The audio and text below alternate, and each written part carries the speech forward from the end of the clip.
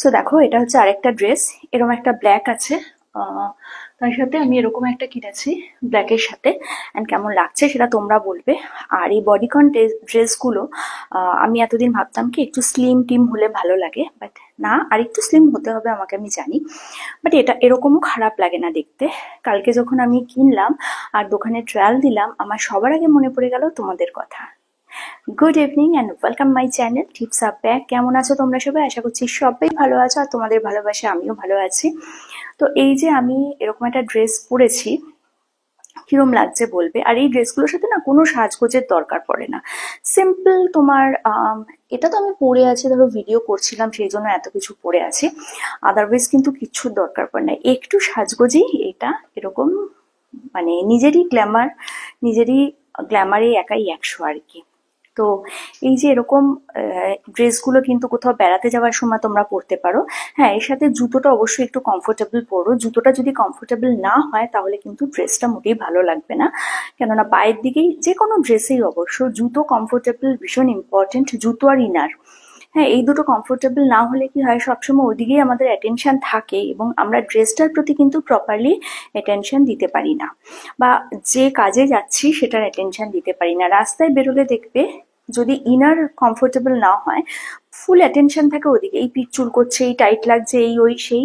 আর number 2 হচ্ছে, যদি তোমার জুতো ঠিক না থাকে, বারবার তোমার পায়ের দিকে চোখ যাবে, তাহলে কি হয়, পুরো সাজটাই মাটি হয়ে যায়। তো ছেলে মেয়ে নির্বিশেষে সবাইকেই বলবো যে যাই পরো না কেন, এই দুটো কিন্তু ট্রাই করবে সবসময় যাতে কমফোর্টেবল হয়। ওকে?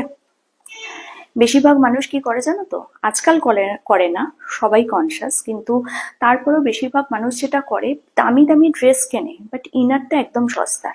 আমি দেখেছি দোকানে গিয়ে বলতে শুনি সবচেয়ে সস্তার ইনার কি আছে দেখান না, কিন্তু সেই লোকটাই হয়তো 5,000 টাকার শাড়ি পরছে। আরে বাবা, 5,000 টাকার শাড়িতে সস্তার ইনার যে একদম মাটি করে দেবে সেটা বুঝতে পারছে না। তো যাই হোক, সেটা তো যার যার ব্যক্তিগত ব্যাপার। এখন অনেকে কনসাস, এখন যাদের বাড়িতে মেয়ে আছে স্পেশালি, তারা এসব নিয়ে খুব কনসাস। মেয়েরা, কারণ আজকাল এই জেনারেশন না খুব ভালো বোঝে আর কি এটা। তো যাই হোক, একটু জ্ঞান দেওয়া তো সব জ্ঞান দিয়ে ফেললাম। আর এই যে এটার সাথে আমি ড্রেসটা পরেছি তাতে কিরম লাগছে সেটা বলবে আমাকে। তো এটার সাথে খুব বেশি আবারও বলছি, জুয়েলারি পরার দরকার নেই, অল্প বিস্তর পরলেই হয়ে যায়। তো দেখো, আর এই যে এটা এটা আমি আগে একটা ভিডিও করলাম, ব্ল্যাক কালারের একটা ড্রেস পরে, এটা নিতে ভুলে গেছি। এ না সবসময় দূরে থাকে আর অর্ধেক কথা বলার পর এরম হাত নাড়ায় আমার দিকে তাকিয়ে, যে এরম একটা অ্যাটিটিউড যে আমায় তো নিসনি, তাহলে তোর কথা কে শুনলো বল। কি আর করি, জানি না ওই ভিডিওটায় কতটা সাউন্ড এসছে না কি এসছে, এখন সময়ও নেই যে আবার করে পুরো ভিডিও দেব আমি। তো যাই হোক, এটা একটা ব্ল্যাক আছে, সেটা পরেও তোমাদের সামনে একদিন আসবো। আর এই কালারটা কোনটা বেশি ভালো সেটা বলবে।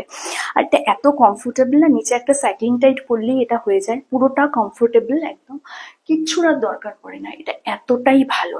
হ্যাঁ, ভীষণ ভালো, ভীষণ কমফোর্টেবল। তোমরা তো এক ড্রেসে আমাকে দেখেছো, sari, bralette, skirt, bralette, blouse, backless, সব কিছুতে দেখেছো। তো ভাবলাম এটা কেন নয়। নতুন ড্রেস যখনই ট্রাই করি আমার স্পেশাল মানুষদের কথা মনে পড়ে যায়, তাই তাদের জন্য একবার একটা ছোট্ট করে ভিডিও করে দেখাই, বলি, তাদের সাজেশন নিই, তাদের অ্যাডভাইস নিই, তারা খোলা মনে আমাকে বলুক যে কেমন লাগছে আমাকে এই ড্রেসটা পরে। দেখি তো কতজন বলো যে এই ড্রেসটা পরে আমাকে ভালো লাগছে। আর না, ভেবেছিলাম এটার সাথে বেশ চুলটাকে সেট করে তোমাদের সামনে আসবো, কিন্তু এত গরম চুল আর সেট করা হয়নি। সো ভালো থেকো, সুস্থ থেকো, সাবধানে থেকো। কালকে আসবো একটা নতুন ভিডিও নিয়ে, ততক্ষণের জন্য